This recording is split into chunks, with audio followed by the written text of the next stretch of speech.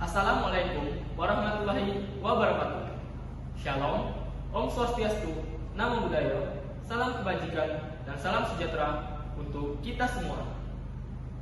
Yang saya hormati, Ibu Ernalinda, SPD, MPum PhD, dan Ibu Halidatul Nuzula, SPD, MPD.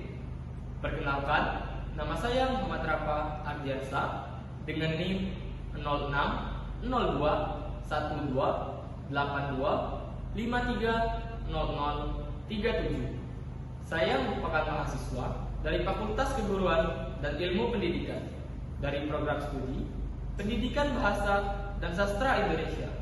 Jadi di kesempatan kali ini saya akan mempresentasikan tentang pentingnya critical thinking di perguruan tinggi. Jadi apa sih critical thinking itu? Critical thinking merupakan proses berpikir melalui analisis dan mensintesiskan suatu hubungan antara suatu isu melalui observasi, pengalaman, ataupun penalaran. Menurut Lisa Gueldenzorf dan Mark G. Sander pada tahun 2008. Yang kedua, menurut John Dewey, mengartikan bahwa berpikir kritis merupakan pertimbangan yang aktif tentang sebuah keyakinan dengan menyertakan alasan yang mendukung. Jadi, dari kesimpulan menurut para ahli ini dapat kita simpulkan yaitu proses berpikir kritis ini harus melalui proses analisis, mensintesiskan, maupun mengevaluasi dengan cara melakukan observasi melalui pengalaman, melalui penutur secara langsung, ataupun lewat suatu penalaran.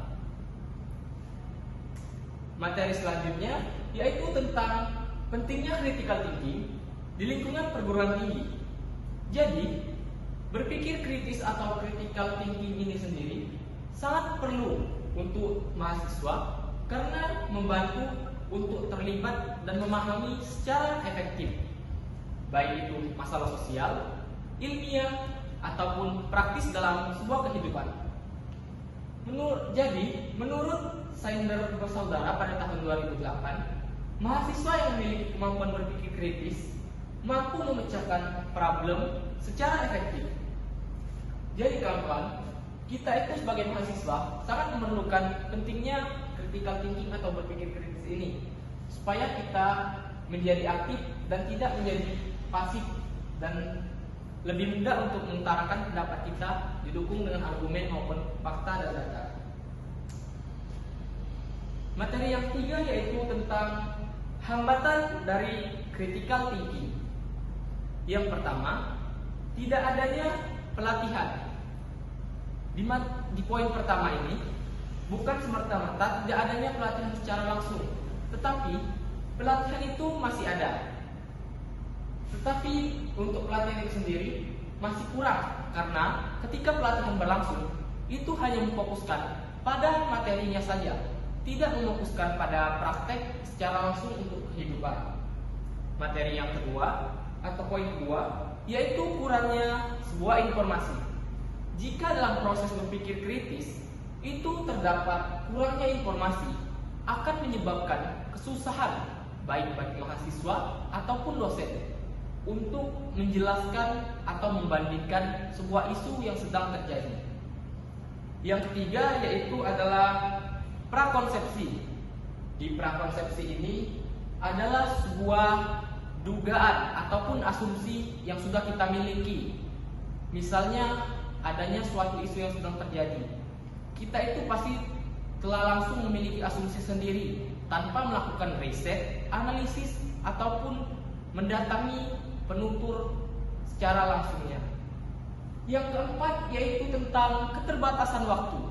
Di keterbatasan waktu ini sangat sering terjadi karena dalam sebuah perguruan tinggi itu sudah ada aturan yang namanya kurikulum. Nah, di kurikulum ini sendiri terkadang lebih menekankan proses pembelajaran materinya. Misalnya ketika sebuah kelas terjadi itu terlaksana presentasi yang akan dilakukan oleh para mahasiswa dan adanya sesi diskusi di akhirnya. Itu juga akan dijawab oleh para mahasiswa yang sudah melakukan presentasi tersebut.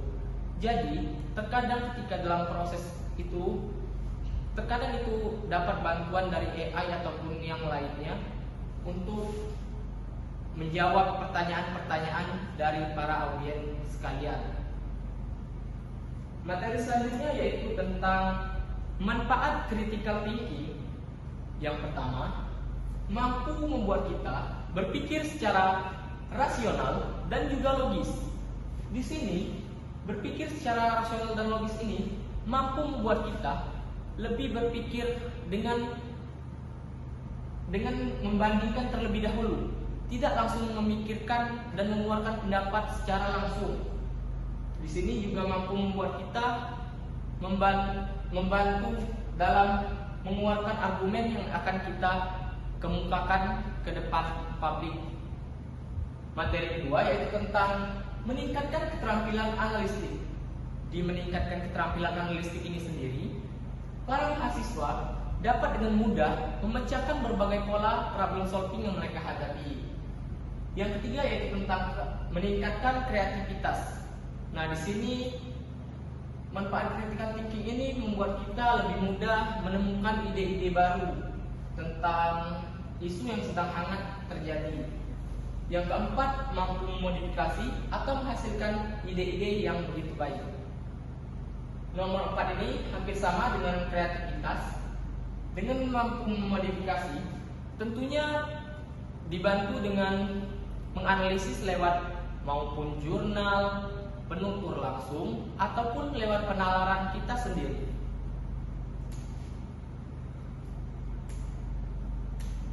Berikutnya adalah kesimpulan dari saya sendiri. Jadi, critical thinking ini begitu diperlukan dalam kehidupan kampus. Itu akan lebih mudah membuat kita mengutarakan pendapat dan tidak terjadinya kesalahpahaman dalam pemikiran. Karena ketika kita mengeluarkan argumen dengan cara menerapkan critical thinking, itu sudah didukung dengan fakta dan juga data lapangan terjadi.